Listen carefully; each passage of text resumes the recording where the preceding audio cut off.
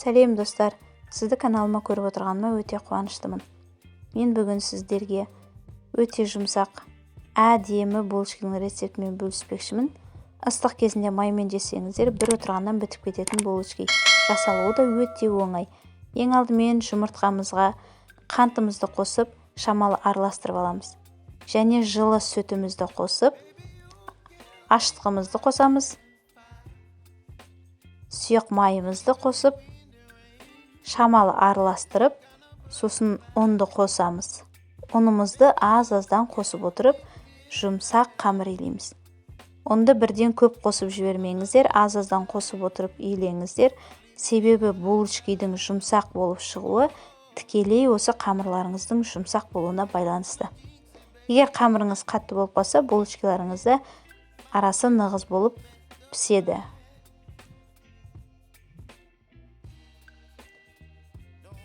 Осылай араластырып отырып, қолымызбен жұмсақ қамыр илеп аламыз. Сосын дайын қамырымызды ортаға жинап, 1 сағатқа жылы жерге қоямыз.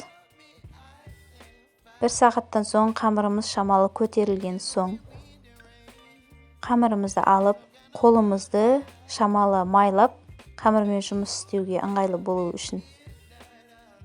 Осы қамырларымызды ұсақ бөлшектерге бөліп, домалақтап шығамыз. Үйде қалған шоколад бар екен, мен сол шоколадты ортасына начинка ретінде қосуды жөн көрдім. Ал сіз қоспай істей берсеңіз де өте әдемі дәмді болып шығады. Қамырларымызды осылай ұсақтап барлығын домалақтап аламыз. Сосын бір жұмыртқаны араластырып, дайындап қоямыз. Ал бетіне себуге мен жер жаңғақты ұсақтап алдым, 100 грамм жер жаңғақты ұсақтап алдым. Ол жер жаңғағымызға 1 қасық қантымызды қосып, араластырып қоямыз. Сосын дайын қамырларымызды жұмыртқаға салып алып, бір салып аламыздағын дайын жер жаңғақтарымызға, ұсақталған жер жаңғаққа бір-бір аунатып, табамызға тізіп шығамыз қамырларымызды. Осылайша дайын болған булочкаларымызды бетін тағы да бір 10-15 минутқа жауып қоямыз, шамалы көтерілу үшін. Сосын қызып 180 градус, 200 градуста қызып тұрған пеште 15 минут пісіріп аласыздар. Сізде жасап көріңіз, бұл рецепт сізге ұнайды деген ойдамын.